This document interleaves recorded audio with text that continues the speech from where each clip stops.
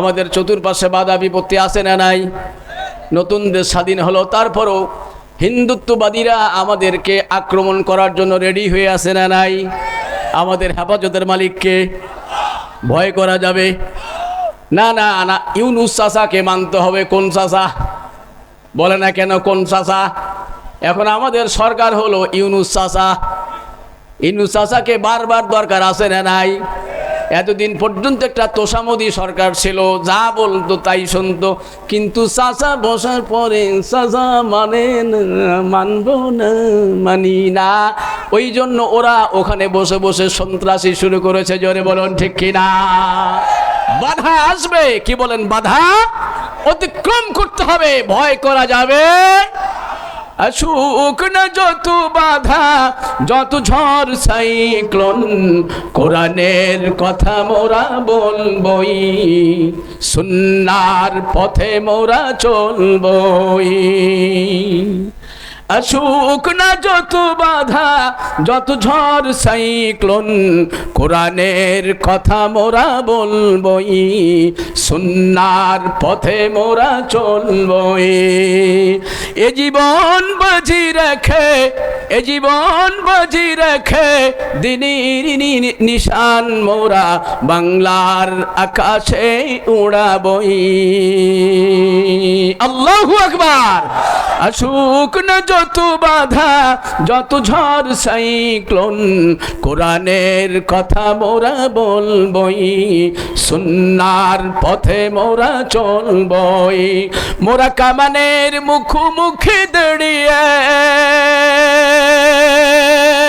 মোরা কামানের মুখোমুখি দাঁড়িয়ে, আল্লাহু আকবার বলবই, আল্লাহু আল্লাহু আকবার বলবই।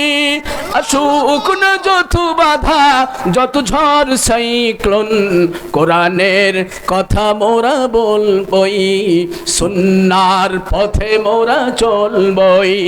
আসুক না যত বাধা, যত ঝড় সাইক্লোন, কোরআনের কথা মোরা বলবই, সুন্নাহর পথে মোরা চলবই।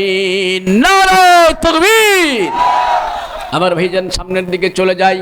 কোরআনুল কারীম থেকে আপনাদের খেদমতে ছোট্ট একখানা আয়াতের টুকরা তেলাওয়াত করেছি।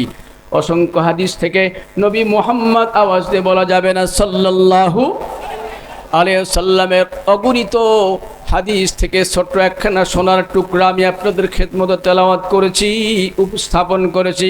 রে ভাইয়া, এটা নিয়ে আজকের আমার পদচরণ আপনাদের দিকে, আজকে আমার যাত্রা শুরু ভাইজান। তার আগে একটা প্রশ্ন করি, যদি প্রশ্নটার উত্তর আপনারা দিতে পারেন। 100 টাকা নগদ, 1000 টাকা বাকি। নগদ কত? অনেকে বলছে দিবই না, এটা বাদ। খেয়াল করেন, দর্শন শাস্ত্র দিয়ে একটা কথা বলছি। তাম পৃথিবীতে যত মানুষ রয়েছে, সব মানুষের ঘোরাফেরার জায়গা 5টা। জোরে বলেন কয়টা? আরো জোরে। পৃথিবীর মানুষ মাত্র 5টা জায়গা তাদের টার্মিনাল। এখান থেকে আপনাদের টার্মিনাল হলো বোদা, ওখান থেকে ঢাকা চলে যাবেন, ঢাকা গাবতলী টার্মিনাল। আবার যদি কেউ বাই এয়ারে যান শাহজালাল, শাহজালাল থেকে ক্যালকাটা দিল্লি, ওখানে দুবাই, ওমান, কাতার, বিভিন্ন দেশের ভিতরে আপনার টার্মিনাল রয়েছে। আমার ভাইয়া বাবাজি, তাম পৃথিবীর মানুষদেরকে আল্লাহ তাআলা মাত্র 5খানা টার্মিনাল দিয়েছেন, 6খানা হবে না। মানুষ 5টা জায়গায় পদচারণা করবে, 6টা 7টা হওয়ার সম্ভাবনা নাই। নাম্বার 1 রুহের জগৎ। কি বলছিলাম? আমাদের সূচনা কোথায় থেকে? রুহের জগৎ। পরে আসলাম আলমে দুনিয়া, মায়ের পেট। কথা বলেন, কথা বলেন। মায়ের পেট থেকে আলমে বতনে আসলাম 2 নাম্বার। রুহের জগৎ থেকে আসলাম মায়ের পেটে, মায়ের পেট থেকে আমরা আসলাম আলমে দুনিয়া। এই যে আপনাদের পামুলি, কিলি, সাকোয়া, কিয়া, কেন বলেন না শেষের কথাটা? কেন বলেন না সাকোয়া, কিয়া, সাকোয়া, বোদা, 5 ফিট, কোন ফিট, আরো জোরে কোন ফিট? 6 পীর না, কিন্তু 5 পীর। তাম পৃথিবী মানুষেরা রুহের জগৎ থেকে পদচারণা শুরু, যাত্রা শুরু হলো। নাম্বার 1। 2 নাম্বার, মায়ের পেটে চলে আসলো আলমে বতন। 3 নাম্বার, মায়ের পেট থেকে আলমে দুনিয়ার জগতে আসলাম। এরপরের মানুষের যাত্রা হলো আলমে বারজাখ। কয় নাম্বার হলো? কেন বলেন না কয় নাম্বার? নাম্বার 4, আলমে ইয়াউমুল কিয়ামা, কিয়ামতের ময়দান। এরপরে মানুষ এসপার ওসপার হয়ে যাবে, ফাইনাল ডিসিশন হবে, কেউ জান্নাত কেউ জাহান্নামে চলে যাবে। আমার ভাইয়া, আজকের মূল টপিকস, আজকের মূল ফোকাস আপনাদেরকে নিয়ে আমার ছোট্ট আলোচনা হবে আলমে বারজাখ, কবরের জগৎ। জানেভাবে অনেক আলোচনা শুনেছেন, সময় যেহেতু আমার অল্প, এই জন্য কবরের জীবন নিয়ে আপনাদের সামনে কিছু কথা বলতে চাই। আল্লাহ তাআলা আমাদের সকলকে যেন কবরের ভয় আমাদের অন্তরে ঢুকিয়ে দেন, জোরে বলা যাবে না আমিন। আমার বুদের ভাই বাবাজি, ও সাকুয়া পাঁচপীর এলাকার গড়ে এলাকার ভাইজান, দেবীগঞ্জের ভাইয়া, মনোযোগ দেন, আমার দিকে তাকান। এই পৃথিবী থেকে আমরা রুহের জগৎ থেকে মায়ের পেটে চলে এসেছি, বড় হলাম, পৃথিবীটা বিচরণ করলাম, পৃথিবীর নাজ নেয়ামত আমরা ভক্ষণ করে নিলাম। পৃথিবী থেকে আস্তে আস্তে আল্লাহ তাআলা আপনার যে আয়ু দিয়েছেন, আপনি যখন বাজারে যান খুব খেয়াল করেন, মনোযোগ দেন ভাইজান। বাজারে 5,000 টাকা নিয়ে গেলেন, 10,000 টাকা নিয়ে গেলেন, বিয়ের অনুষ্ঠান 1 টাকা থেকে শুরু করে 1 টাকা থেকে খরচা করতে করতে করতে করতে করতে করতে 1000 টাকা, 2000 টাকা, 5000 টাকা, সব টাকা শেষ হয়ে গেল, টাকা নাই, আবার বাকিতে খেতে হবে। আল্লাহ তাআলা আমাকে আপনাকে এই পৃথিবীতে কিছু হায়াত দিয়েছেন, হায়াত থেকে আমাদের অনেক খরচা হয়েছে, অনেক খরচ হয়েছে। কারো 70 বছরের খরচ শেষ, আমার 40-42 বছরের খরচ শেষ, আপনার 50 বছরের খরচ শেষ। আমার ভাইজান মনোযোগ দেন, কথাগুলোকে মন দিয়ে শোনেন, মোবাইলগুলো বন্ধ করে দেন। মাটির মানুষ, একটু মাটির জগতে আমরা চলেন, একটু ফিরে যাই, সবাই মাটিতে চলে যাবে।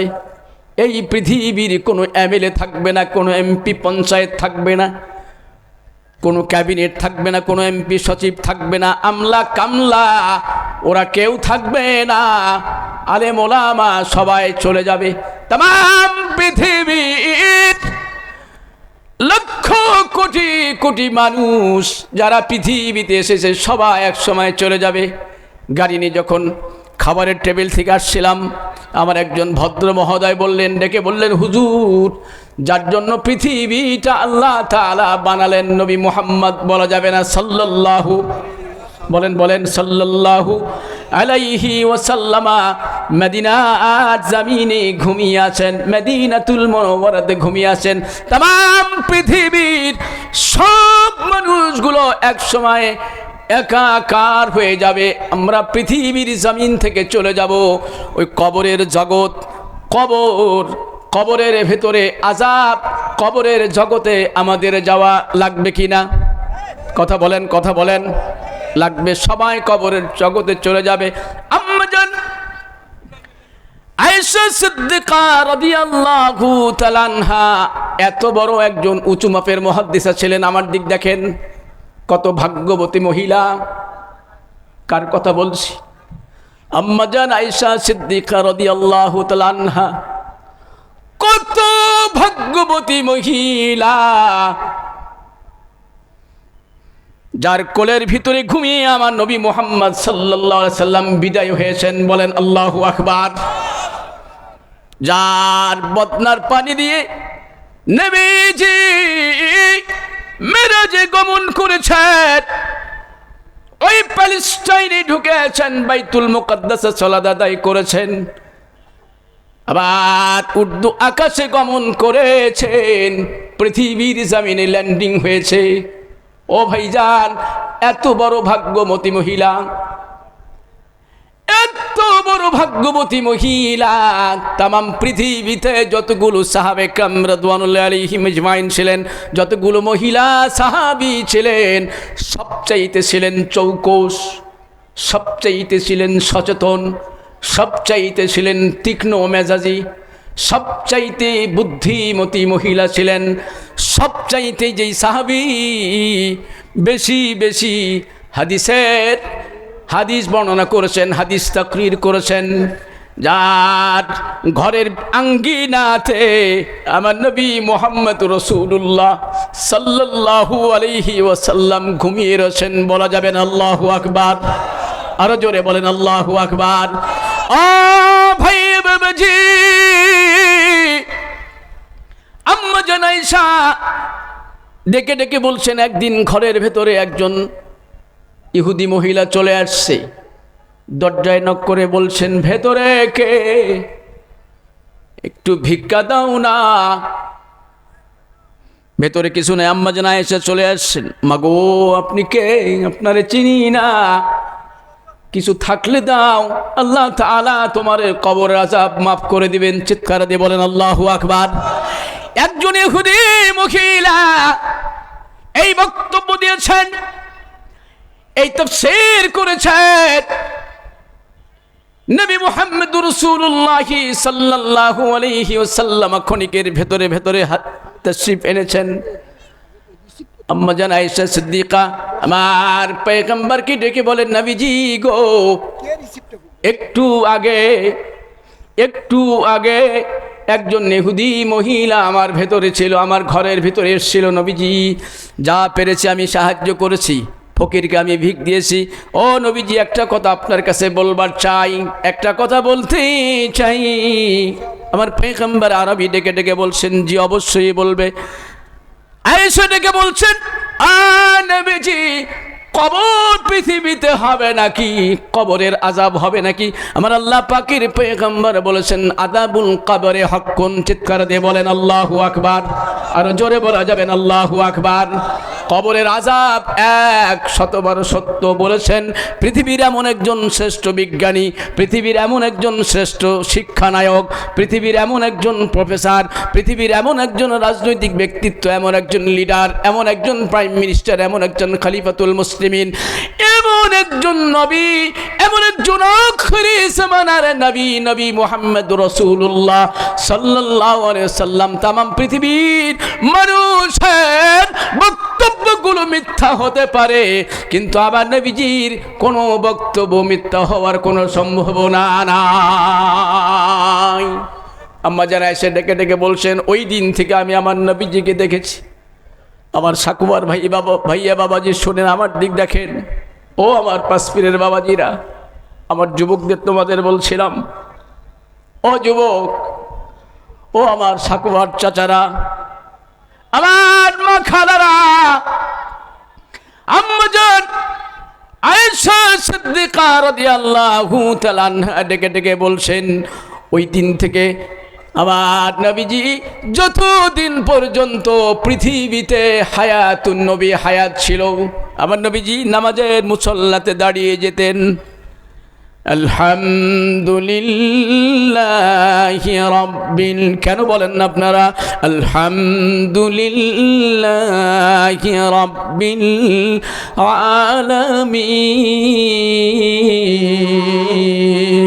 আলামিন। যতদিন পর্যন্ত নবী মুহাম্মদ মুস্তাফা সাল্লাল্লাহু আলাইহি সাল্লাম জীবিত ছিলেন, ততদিন পর্যন্ত নামাজের ভেতরে রুকুতে কেঁদেছেন, তাশাহুদে কেঁদেছেন, দাঁড়িয়ে কেঁদেছেন, বসে বসে কেঁদেছেন, নামাজের পরে পয়গম্বর আরবি কেঁদেছেন। সিদ্দিকা ডাক দিয়ে বলেছেন, আমার নবীজি প্রতিদিন সারাক্ষণ, সারা মাস, সারা বছর আল্লাহ পাকের নবী নামাজে দাঁড়ালে চোখের পানিগুলো অজরে ফেলে দিতেন। আর নামাজের পরে বাদাস সালাত আমি যখন আমার প্রিয়তমা স্বামীকে আদর দিতাম, ভালোবাসা দিতাম, ডেকে ডেকে বলতাম, নবীজি গো, তুমি ছোট্ট মানুষের মতো ডুকরে ডুকরে কেন কাঁদো?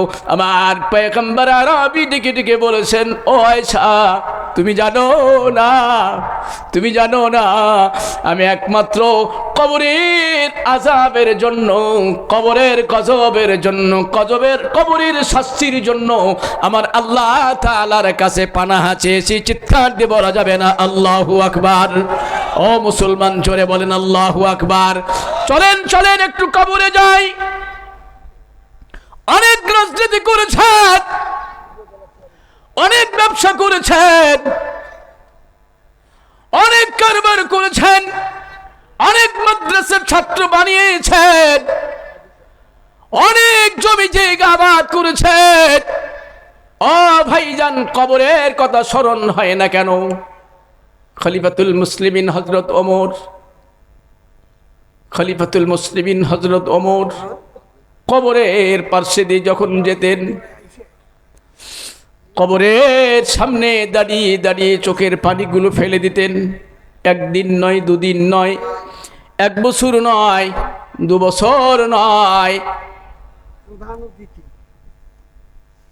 এইভাবে যুগ যুগ খলিফাতুল মুসলিমিন কবরের সামনে চলে যেতেন।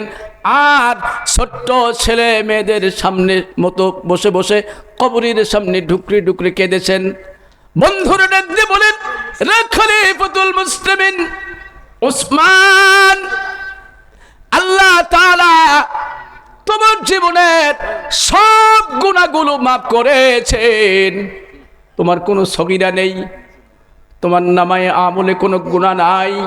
আবার দিক তাকান ভাইজান, মাটির মানুষগুলো একটু মাটির সাথে মিশে যান, একটু মাটিতে চলে যান। খলিফাতুল মুসলিমিন উসমান ডেকে বলছেন, আমি নবীর সাহাবী, আমি খলিফা হলে কি হবে? এই কবর হলো পৃথিবীর মানুষের জন্য সবচাইতে বড় ইমিগ্রেশন কাউন্টার, চেকিং এর জায়গা।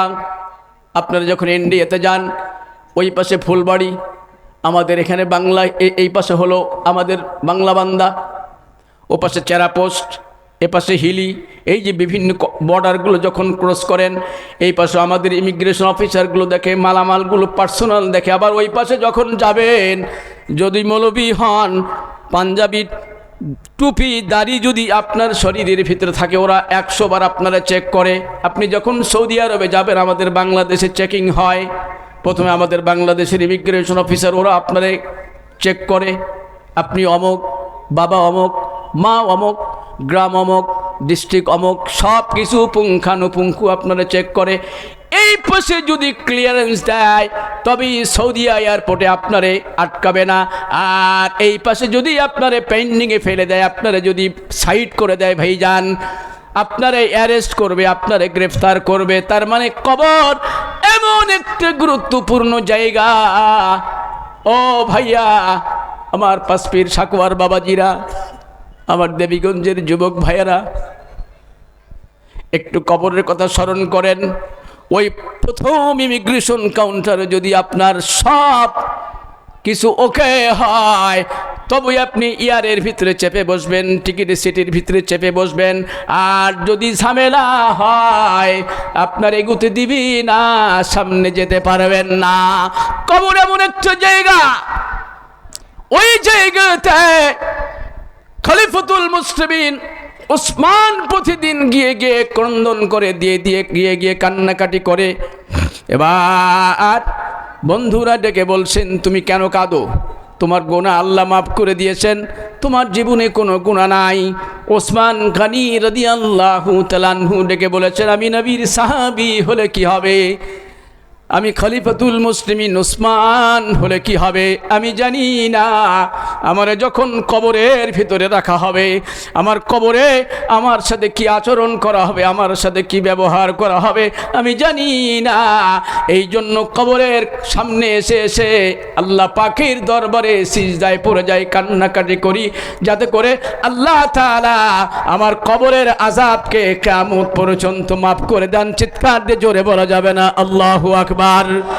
আরো জোরে বলা যাবে না আল্লাহু আকবার? আল্লাহ পাক কালামুল্লাহর ভিতরে ডেকে বলেছেন, জবান খুলে কণ্ঠ মিলিয়ে একযোগে মহব্বত আওয়াজ দিয়ে আমার সাথে পড়ে নেন, বিসমিল্লাহির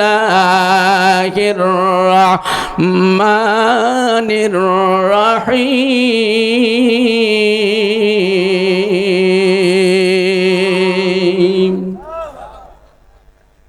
وإذا القبور بعثرت علمت نفس ما قدمت وأخرت يا أيها الإنسان ما غرك بربك الكريم।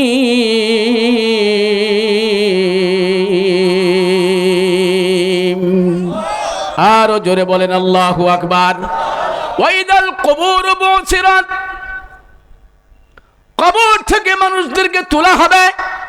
আলিমাত নাফসুম মা কদ্দামাত ওয়া আখরাত, আপনি নিশ্চয় জানেন, আপনারা জানেন, আমরা জানি, আলিমাত নাফসুম মা কদ্দামাত, মানুষেরা কি নেক আমল পাঠিয়েছে কবরের জন্য, আলমে বারজাখের জন্য, আখরাত পৃথিবীতে আপনি কি রেখে এসেছেন।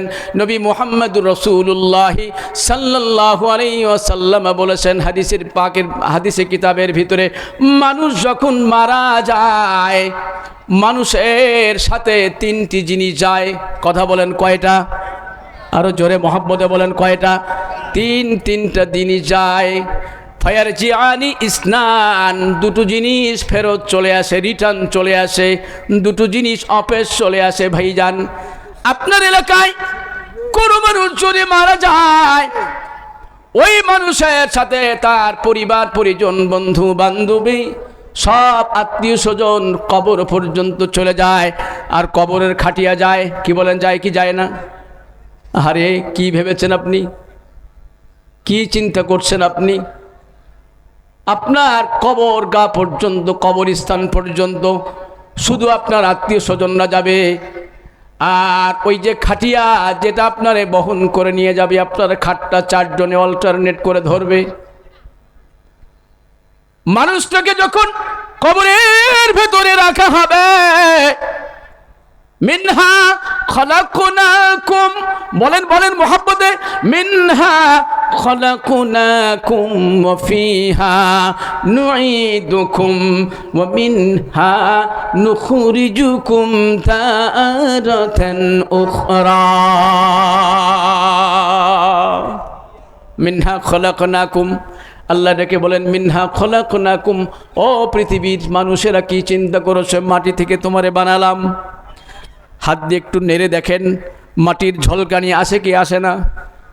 মাটির ঝলকানি শরীরে চলে আসে। মিনহা খলাকনাকুম ওয়া ফিহা নুঈদুকুম, আবার তোমার প্যাকেটিং করলাম কবরের ভিতরে। ওয়া মিনহা নুখরিজুকুম তারাতান উখরা, আবার আল্লাহ তাআলার মর্জি মতে আপনারে দ্বিতীয়বার উঠাবেন। সিংহায় যখন ফুৎকারে দেওয়া হবে, এ আওর বাত হে, ওদিকে যাচ্ছি না আমি আপনাদের সামনে। ওই কবরের ভিতরে আপনারে যখন প্যাকেটিং করা হবে, সব আত্মীয় স্বজন চলে আসবে, খাটটাও নিয়ে চলে আসবে। আপনারে প্যাকেটের ভিতরে রেখে দেওয়া হলো। তিনটা জিনিস যায়, দুটো রিটার্ন চলে আসে, একটা জিনিস আপনার সাথে বাকি থাকে। ও যুবক ভাইদের বলছিলাম, সেটা কি জিনিস? তোমার জীবনে কি আমল করেছো? আলিমাত নাফসুম মা কদ্দামাত ওয়া আখরাত, আলিমাত নাফসুম মা কদ্দামাত ওয়া আখরাত।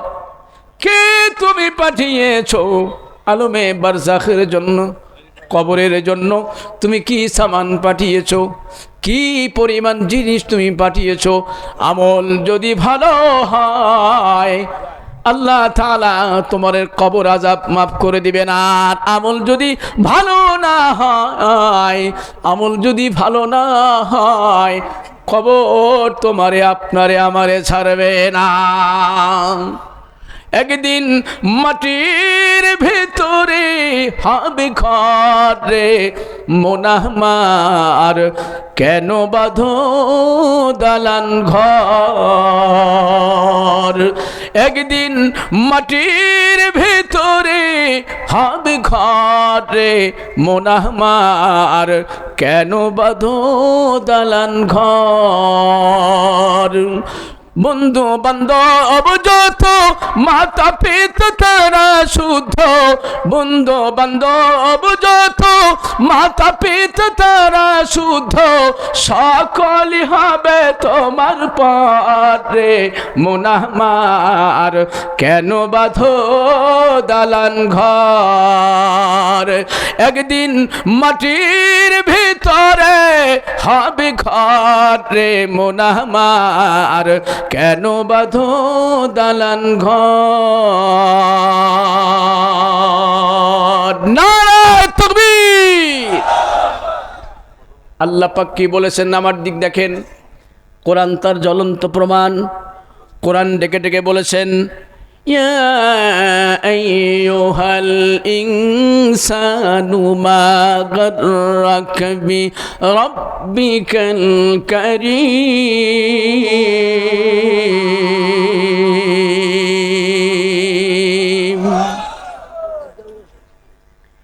আশাকুর ভাইয়া, ও বুদুর বাবাজিরা, আমার পাঁচপীর এলাকার প্রিয়জনেরা, ওই এলাকার মাখানারা, আল্লাহ কি বলেছেন, ইয়া আইয়ুহাল ইনসান, ও যুবকেরা তোমাদের কি হলো, বাবাজিরা আপনাদের কি হলো, ও পৃথিবীর মানুষেরা আপনাদের কি হয়েছে, ও নওজওয়ানেরা আপনাদের কি হয়েছে।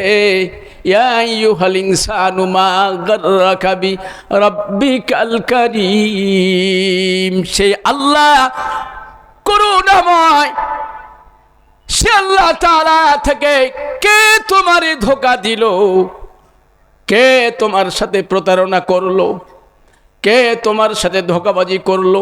যিনি কারীম, ওই কারীম আল্লাহ তাআলার ঘরে তুমি সেজদা দাও না, ওই কারীম আল্লাহ তাআলার কথা তুমি শোনো না, ওই কারীম আল্লাহ পাকের হুকুম তুমি শোনো না। কে তোমারে ধোঁকা দিল যুবক? আজকে তুমি গান শোনো, সময় নষ্ট করছো, কলেজের নামে বাবা মার সাথে প্রতারণা করছো, মসজিদের ভেতরে আজান চলছে, ঘরের ভিতরে জেনা ব্যভিচার চলছে। আপনার একটু ভাগ্য হয় না ওই মসজিদের ভেতরে গিয়ে আপনি একটু সিজদায় মাথাটা নত করবেন? না না, আপনি বড় নিষ্ঠুর। কে আপনারে ধোঁকা দিল? এই পৃথিবীতে সবচেয়ে একটা নিকৃষ্ট প্রাণী আছে, ওই প্রাণীর নাম কুকুর। কথা বলেন আছে না নাই? ও বাবাজি কথা বলেন আছে না নাই? এই কুকুর, ওরে একটু প্রতিপালন করবেন, 1 মাস 2 মাস খাওয়াবেন, কিছুদিন ওরে খাওয়াবেন, যে কোনো নাম ধরেন না কেন, যে কোনো নামে তারে ডাকেন না কেন। আপনি দেশের বাইরে থাকেন আর ভেতরে থাকেন, মুকিম হন আর মুসাফির হন, দেশি হন আর প্রবাসী হন না কেন, বাবাজি ওই কুকুরের যে নামটা আপনি রাখবেন, প্রবাস থেকে বাড়ির আঙ্গিনে যখন চলে আসবেন, গেটে যখন চলে আসবেন, ওই কুকুর যখন শুনবে আপনার পায়ের আওয়াজ, আপনার ক্ষীণ গলা যখন শুনবে, কুকুর আপনার জন্য ব্যস্ত হয়ে যাবে, আপনার সামনে এসে দৌড়াদৌড়ি করবে, সালাম দিবে, লেজ নড়াচড়া করবে। ও আপনারে বলতে চায়, মালিক বহুদিন পরে এসেছো রে মালিক, তোমার কথা বহুদিন হলো শুনি না, বহুদিন হলো তোমারে দেখি না, তুমি আমার সামনে চলে আসছো, স্যালুট নাও, ওয়েলকাম নাও, সংবর্ধনা নাও, সালাম খানা নাও। শরীরটা আঁকা বাঁকা করবে, কেন করবে ভাইজান? ওরে মাত্র 2-1 মুঠ ভাত দেন, 2-1 প্লেট ভাত দেন, 2-1 দিন, 2-4 দিন, 5 দিন, 1 মাস, 1.5 মাস খাবার দিয়েছেন। এটাই যদি এর বিনিময়ে যদি কুকুর আপনার সামনে এত ছোট্ট হয়ে যায় যে আল্লাহ আপনারে এত কিছু দিলেন, আল্লাহ আপনার কি দিয়েছেন? এই আয়াতের পরে আল্লাহ তাফসীর করেছেন, আল্লাযী খালাকাকা ফাসাওয়াকা ফাআদালাক ফি আইয়ি সূরাতিম মা শাআ রাক্কাবাক। জোরে বলা যাবে না আল্লাহু আকবার? আর একটু জোরে বলতে হবে আল্লাহু আকবার। চিৎকার দিয়ে জোরে বলা যাবে না আল্লাহু আকবার? আল্লাহ ডেকে বলেছেন, আল্লাযী খালাকাকা ফাসাওয়াকা ফাআদালাক। রে বান্দা, আমি তোরে সৃষ্টি করলাম, ফাসাওয়া তোরে পূর্ণাঙ্গ করে দিলাম, কাফাদালাক সামঞ্জস্য করলাম। যেখানে দুটো চোখ দেওয়া দরকার চোখ দুটো দিলাম, যেখানে কান দেওয়া দরকার কান দিলাম, যেখানে দুটো হাত দেওয়া দরকার হাত দিলাম, চোখ দুটো টানা টানা করে দিলাম, যেখানে মাথা দেওয়া দরকার মাথা দিলাম, যেখানে পা দেওয়া দরকার পা দিলাম। ফাদালাক ফি আইয়ি সূরাতিম মা শাআ রাক্কাবাক। আল্লাহ তাআলা যেভাবে মনে চায় এত সুন্দর করে আপনারে বানালেন। আর আপনি জীবিত হয়ে, আপনি জীবন্ত হয়ে, আপনি জীবিত থেকে আপনি সুন্দর সুঠাম দেহের অধিকারী হয়ে ওই মসজিদের ভিতরে আজান হয়, কুকুর মালিকের ডাক শুনে চলে আসে। আর আপনি বনি আদম, আল্লাহর ঘরের ভিতরে দৈনিক 5 বার ডাক দেওয়া হয়, আপনি ঘরে যান না। আল্লাহ তাআলা বলেছেন, বেলহুম আদল। এটা ওই কুকুরের চাইতেও নিকৃষ্ট মানুষ। আওয়াজ দিয়ে জোরে বলুন ঠিক কিনা? আমার ভাইজান আসেন আসেন, কবরের কথা বলছিলাম। আল্লাহ পাকের নবী হাদিসে পাকের ভিতরে বলেছেন, ক্বালা নবী সাল্লাল্লাহু আলাইহি ওয়াসাল্লাম, আল কাইয়িসু মান দানা নাফসাহু ওয়া আমিলা লিমা বাদাল মাউত ওয়াল আজিজু মান ইত্তাবা নাফসাহু হাওয়াহা ওয়া তামান্না আলাল্লাহ। জোরে বলা যাবে না আল্লাহু আকবার? আপনাদের সামনে জ্ঞানী কে? শিক্ষিত মানুষ? কি বলেন? পয়সাওয়ালা নেতা, আগের যে গুন্ডা পান্ডা ছিল, হ্যাঁ, ওরা হলো জ্ঞানী। আবার যেটা একটু বেশি মোটা হয় ওটা বড় জ্ঞানী। কি বলেন? একটু চামড়া টামড়া ভালো থাকলে সাদা ফর্সা, জনগণের টাকা পয়সা খেয়ে দে। এত বড় ভুঁড়ি হয়েছে, এখানে উকুন মারা যায়, কিছু ছিল কি ছিল না। মুসাফা করা যায়, কিন্তু মোয়ানাকা করতে মাঝখানে একটা বর্ডারের মতো লাগে কি লাগে না? আরে সুবহানাল্লাহ, হাইর টিন আর ঢেউটিন আর মসজিদ মাদ্রাসার কাবিখার টাকা। সুবহানাল্লাহ। আসে হলো 1 টন, দেয় 10 কেজি। কয় কেজি? এই কথা বলেন, কয় কেজি দেয়? 10 কেজি। সব লুটে পুটে খেয়ে দেয় শেষ। নবী সাল্লাল্লাহু আলাইহি ওয়াসাল্লাম বলেছেন, ওরা জ্ঞানী না। আল কাইয়িসু মান দানা নাফসাহু ওয়া আমিলা লিমা বাদাল মাউত। ভালো করে শুনেন, অ্যাটেনশন থাকেন। আল্লাহ পাকের পয়গম্বর বলেছেন, প্রকৃত জ্ঞানী ব্যক্তি হলো তারা, প্রকৃত জ্ঞানী ব্যক্তি হলো তারা, দ্বীন ইসলাম মানে যারা। প্রকৃত জ্ঞানী ব্যক্তি হলো তারা, আল্লাহ পাকের হুকুম আহকাম মানে যারা। প্রকৃত জ্ঞানী ব্যক্তি হলো তারা, ইসলামের জন্য আনুগত্যশীল হয়েছে যারা। প্রকৃত জ্ঞানীবান হলো তারা, শরীয়তের জন্য নিবেদিত প্রাণ যারা। অনেকগুলো তর্জমা করলাম এখানে। এরপরে আল্লাহর নবী বলেছেন, আল কাইয়িসু মান দানা নাফসাহু আমিলা লিমা বাদাল মাউত। মরণের জন্য রেডি হয়ে যায়। এটাই শেষ জামানা নয়, এটাই শেষ পৃথিবী নয়, এটাই শেষ আখিরাত দুনিয়া নয়। এরপরেও আল্লাহ তাআলা আমাদের জন্য আলমে বরজখ রেখেছেন, আমাদের জন্য কিয়ামত হবে। প্রকৃত জ্ঞানীবান হলো যারা মরণের পরের জীবনের জন্য প্রস্তুতি নেয়। ওয়াল্লাযিযু মান ইত্তাবা নাফসাহু হাওয়াহা ওয়া তামান্না আলাল্লাহ। পরাজিত মানুষ হলো তারা নফসের আনুগত্য করে যারা, কি বলেন? পরাজিত মানুষ হলো তারা নিজের ইচ্ছে খুশি মতো চলাফেরা করে যারা। অশিক্ষিত মানুষ হলো তারা নফসের তাবেদারি করে যারা। ওয়া তামান্না আলাল্লাহ, আর আল্লাহ পাকের প্রতি ভরসা রাখে। নামাজ না পড়লেও ইমান, কি ঠিক আছে? নামাজ না পড়লেও ইমান ঠিক আছে। ওদেরকে আমরা অনেক বুঝিয়েছি 16 বছরে 17 বছরে, না না আলেম ওলামা মেরো না, আমাদের রাজাকার বলো না, আমাদের ধর্মান্ধ বলো না, আমাদের তালেবান বলো না, আমাদের হরকাতুল জিহাদ বলো না, আমাদের মৌলবাদ বলো না। ওদের কত বুঝিয়েছি, টেবিলের ভিতরে ইনিয়ে বিনিয়ে বলেছি, মাঝে মাঝে আবার অ্যাটাক করেছি, মাঝে মাঝে জায়গা মতো অপারেশন করেছি। বাংলাদেশের মানুষ ওদের এত বুঝিয়েছে 15-17 বছর এদেশের মানুষ ওদের ইসলামের দাওয়াত দিয়েছে, ওরা মানে নাই। শেষ পর্যন্ত মানুষকে হত্যা করে রক্তাক্ত করে চোরের বেশে বাংলার জমিন থেকে বিদায় হয়েছে। জোরে বলুন ঠিক কিনা? বিরক্ত হচ্ছেন আপনারা? একটু মহব্বতে 1 মিনিট জিকির করেন লা ইলাহা, জোরে বলেন লা ইলাহা। আওয়াজ হচ্ছে না লা ইলাহা, আর জোরে লা ইলাহা। সুবহানাল্লাহ ওয়ালহামদুলিল্লাহ লা ইলাহা, আর জোরে লা ইলাহা। লা ইলাহা ইল্লাল্লাহু মুহাম্মাদুর রাসূলুল্লাহ।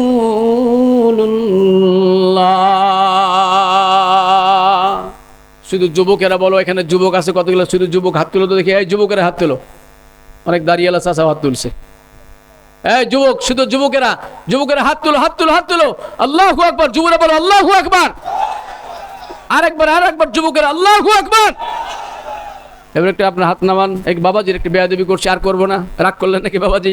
না না না না, বাবাজির একটু হাত তুলেন, যদি আমার সাথে একটু হাত তুলেন যাদের দাড়িগুলো পেকে গিয়েছে। বাহ আলহামদুলিল্লাহ, বাবাজি অনেক ভালো। বাহ আল্লাহু আকবার, আল্লাহু আকবার। এই বাবাজি আপনারা একটু আমার সাথে বলেন। বাবাজিরা বলবেন, এই যুবকের একটু সাইলেন্ট। বাবাজিরা বলবেন আমার সাথে, আমি যেভাবে বলবো ওইভাবে বলবেন। আমি আপনার সাথে, মাইক আপনার সাথে। দেখি আওয়াজ যুবকদের বেশি, বাবাজিদের বেশি। বাবাজি হাত নামাবেন না, বাবাজিরা একসাথে একযোগে নারায়ে তাকবীর। কে বলেছে বাবাজি কম? হাত নামান। মুরব্বি এখানে বেশি, কি বলেন? যুবকেরা সব সাইলেন্ট পার্টি। কি পার্টি না? আলহামদুলিল্লাহ, এলাকার যুবকদের মুখেও হাসি আছে। আলহামদুলিল্লাহ। একটু সকলে মিলে তাকবীর দেন, লিল্লাহি তাকবীর। বাহ আলহামদুলিল্লাহ। এই গর্জনের জন্য হিন্দুত্ববাদীরা আমাদের ভয় করে। কথা বলেন, আরো জোরে বলুন। একটা হলো পেয়ে হারানোর বেদনা, আর একটা না পাওয়ার বেদনা। কি বুঝতে পারছেন কথা আপনারা? একটা হলো পেয়ে হারানোর বেদনা, আর একটা হলো না পাওয়ার। এতদিন কি ছিল? এতদিন পেতাম, কি বলেন? যখন যা মন চাইতো তাই ওকে দেওয়া হতো। কথা বলেন। এতদিন নিতে খেতে পেট হয়ে গেছে আপনার, কি বলে ওটা, মানে ব্রয়লার মুরগির সে তো অভার হয়ে গেছে। কথা বলেন। এখন হলো না পাওয়ার বেদনা। আগে পেত না, আর আগে পেত, এখন দেখছে আর তো কিচ্ছু পাই না। এই জন্য প্রতিহিংসায় ওরা জর্জরিত হচ্ছে। কথা বলেন, আরো জোরে বলুন। এই জন্য বাংলাদেশে একজন ছোট্ট পাতি হিন্দু নেতা, ওকে নিয়ে সমস্ত ভারতবর্ষে বাংলার বিরুদ্ধে, এদেশের মুসলিম তৌহিদি জনগণের বিরুদ্ধে, আমাদের স্বাধীনতার বিরুদ্ধে, আমাদের সার্বভৌমদের বিরুদ্ধে যত অপপ্রচার ওদের মিডিয়াতে চালানো হচ্ছে, এগুলো করে আর যাই হোক বাংলাদেশের মানুষের কোনো ক্ষতি হবে। আমাদেরকে ওরা নীরব করতে পারবে না। ওরা জানে বাঙালি গর্জন দিতে পারে, বাঙালি নির্ভীক সৈনিক, বাঙালি হলো বাংলাদেশি মানুষ হলো, এরা সশস্ত্রে বিশ্বাস করে না, এরা নিরস্ত্র। যদি আমরা ওদের আওয়াজ দেই, আমাদের আওয়াজ লাল কেল্লা খান খান হয়ে যাবে। আওয়াজ দিয়ে জোরে বলুন ঠিক কিনা? এখন আবার আমাদের ওই পাশে আপনার বিভিন্ন মসজিদ মাদ্রাসা নিয়ে ওরা দাদাগিরি শুরু করেছে। আমরা যত এক হব, ঐক্য চলে আসবে, সমস্ত দল মত যখন এক হয়ে যাবে, আমাদের সাথে তাদের কোনো জায়গা হবে। আল্লাহ যেন আমাদের দেশটাকে হেফাজত করেন, বলেন আমিন। আর জোরে বলেন আমিন। আমার ভাইজান, কবর নিয়ে আপনাদের সামনে কথা বলছিলাম, মাঝখানে একটু গরম না করলে হয় নাকি? কি বলেন? এখন তো গরমের সিজন, এটাও তো আবার ওয়াজে আসে না নাই?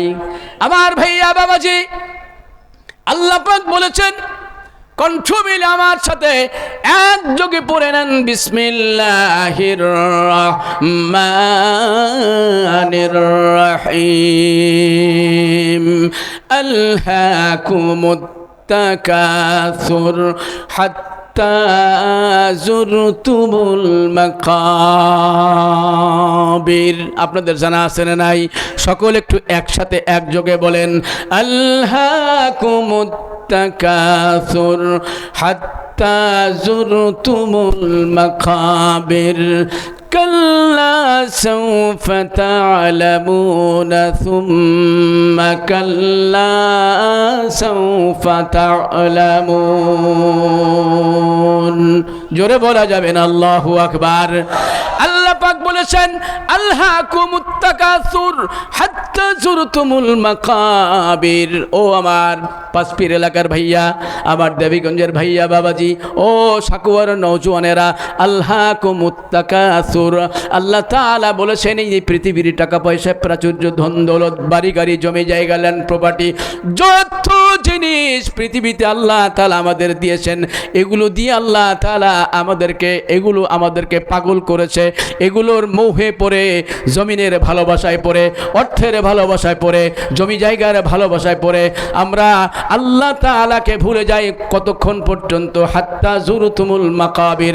আল্লাহর বান্দা, যতদিন পর্যন্ত মারা না যায়, যতদিন পর্যন্ত মরছে মউত, মালাকুল মউত তাদের সামনে না আসে, ততদিন পর্যন্ত আল্লাহর বান্দা শুধু টাকা লাগে, পয়সা লাগে, বাড়ি লাগে, গাড়ি লাগে, অর্থ লাগে, জমি লাগে। একটা গাড়ি আছে, দুটো গাড়ি লাগবে। একটা বাড়ি আছে সাকুয়াতে, আর একটা লাগবে বৌদাতে, আর একটা ঠাকুরগাতে, আর একটা রংপুরে, আর একটা ঢাকাতে, আর একটা দেশের বাইরে। আমার ভাইয়া বাবাজি, আল্লাহ তাআলা বলেছেন, না না, কাল্লা কাল্লা সাউফা তাআলামুন। না, অবশ্যই না, কোশ্চেন কালো, এটা তোমাদের ধারণা হওয়া ঠিক না। দুনিয়ার প্রতি, অর্থের প্রতি, টাকা পয়সার প্রতি, বাড়ি গাড়ির প্রতি, ল্যান্ড প্রপার্টির প্রতি, এই পৃথিবীর প্রতি না, এত ভালোবাসা ঠিক নয়, এত মোহ ঠিক নয়। কাল্লা সাউফা তাআলামুন। অবশ্যই অবশ্যই তুমি এর আখের বুঝতে পারবে। আল্লাহ তাআলা এই অর্থের জন্য, দুনিয়ার মহব্বতের জন্য কবরকে ভুলিয়ে গেছেন। কবর কিন্তু আপনারে ছাড়বে না। আমার ভাইজান, মূল ফোকাস খেয়াল করেন, মনোযোগ দেন, আমার দিকে তাকান। ও আমার মা খালারা, এই জায়গার ভিতরে আপনাদের অনেক সবক রয়েছে, আপনাদের শিক্ষা রয়েছে, আপনাদের টিচিং রয়েছে। মসজিদে নববীতে নবী মুহাম্মদ সাল্লাল্লাহু আলাইহি ওয়াসাল্লাম নামাজ পড়ছেন। একজন বৃদ্ধা মহিলা চলে আসছে, নবীজি, আল্লাহ পাকের নবী গো, একখানা কথা বলার জন্য আপনার সামনে আমি চলে এসেছি। আল্লাহ পাকের নবী ডাক দিয়ে বলেন, তোমার স্বামী কোথায়? মহিলা ডেকে বলছে, হুজুর গো, বহুদিন আগে যুদ্ধের ময়দানে, রণাঙ্গনে শহীদ হয়েছেন ইসলামের জন্য, কোরআনের জন্য, শরিয়ার জন্য, খেলাফতের জন্য শহীদ হয়েছেন। আর নবীজি, একটা কথা আপনারে বলতে চাই। আল্লাহ পাকের নবী ডেকে ডেকে বলছেন, কি কথা? কয়, হুজুর, আমার ছেলে নাই, একমাত্র একটা সরুষি মেয়ে ছিল, একটা সুন্দরী মেয়ে ছিল, একটা রূপসী মেয়ে ছিল। নবীজি গো, ওই মেয়েটা আমি পেলে বসে লালন পালন করে পাত্রস্থ করেছি, সুন্দর ছেলের হাতে ওরে বিয়ে দিয়েছি। আল্লাহ পাকের পয়গম্বর। কিন্তু আশ্চর্য বিষয় হলো, বড় দুঃখের বিষয় হলো, আজ থেকে কদিন আগে বিয়ের কিছুদিন পর আমার মেয়েটা পৃথিবীর জমিন থেকে বিদায় হয়েছে, ট্রান্সফার হয়েছে। নবীজি গো দুনিয়া থেকে মারা গিয়েছে, বিদায় হয়েছে, আলমে বারজাখের বাসিন্দা হয়েছে, কবরের বাসিন্দা হয়েছে। আল্লাহর পয়গম্বর ডেকে বলছেন, কি হয়েছে মহিলা? মহিলা ডাক দিয়ে বলে, হুজুর আমি তার গর্ভধারিণী মা, আমি তোর জনম দুঃখিনী মা, আমি তারে লালন পালন করেছি, তারে পেটে ধরেছি, তারে দুগ্ধপান করেছি। আল্লাহ পাকের নবী গো গতকাল গভীর রজনীতে আমি স্বপ্নের ভিতরে দেখলাম আমার মেয়েটাকে আল্লাহ তাআলা কবরের ভিতরে বিভিন্ন আইটেমের আযাব চালু করেছেন। ও আমার মা খালারা, আপনারা একটু ভালো করে শোনেন। মায়ের জাতি গো, আপনাদের কথা হয়তো বলতে পারবো না সময়ের অভাবে, এটা আপনাদের এখানে অনেক শিক্ষা রয়েছে। আল্লাহর বান্দি ডেকে বলছে, হুজুর গভীর রজনীতে আমি ঘুমিয়ে রয়েছি, ঠিক তাহাজ্জুদের নামাজের আগে পড়ে আমি স্বপ্নের ভেতরে দেখলাম আমার আল্লাহ তাআলা আমার ওই সুন্দরী রূপসী মেয়ের কবরের ভিতরে আযাব চালু করেছেন। সমস্ত শরীরে আল্লাহ আগুন জ্বালিয়ে দিয়েছেন, জাহান্নামের আগুন জ্বালিয়ে দিয়েছেন। 1 নম্বর।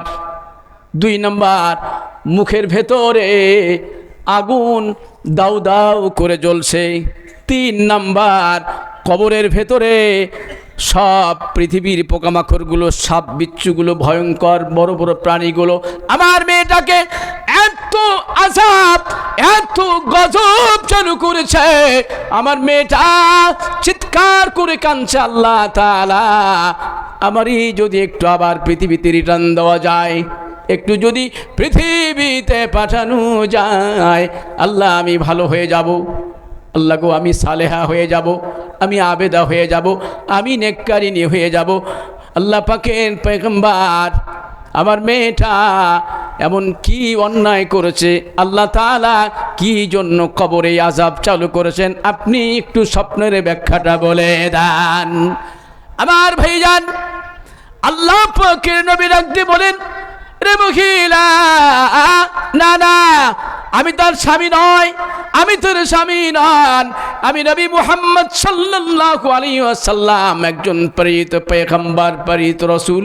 তুমি যাও, তোমার জামাই মেয়ের স্বামী যদি জীবিত থাকে তার দরবারে চলে যাও, তোমার জামাই বাবু ওর স্বামী যদি তারে মাফ করে দেয়, আল্লাহ তাআলা মর্জি হলে মাফ করে দিবে, আর সে যদি মাফ না করে দেয়, আমি নবী হলে কি হবে, আমার কোনো করবার নাই।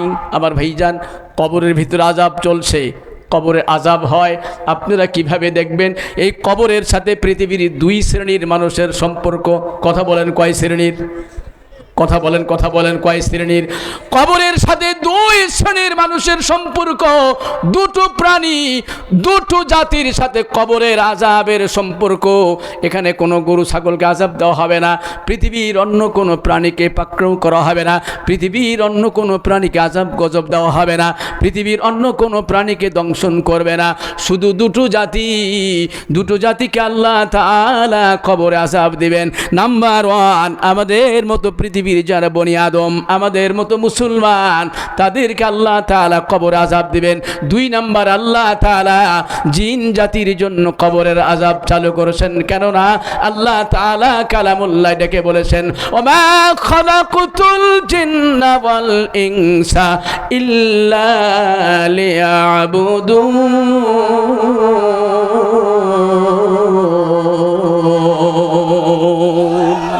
আল্লাহ ডেকে বলেন, 2 জাতিকে আমি আল্লাহ তাআলা শরীয়তের মুওয়াফিক করে দিলাম, ইসলাম মানের জন্য বাধ্যকতা সৃষ্টি করলাম, কোরআন দিয়ে দিলাম, সুন্নাহ দিয়ে দিলাম, আমি আল্লাহ শরীয়ত দিয়ে দিলাম।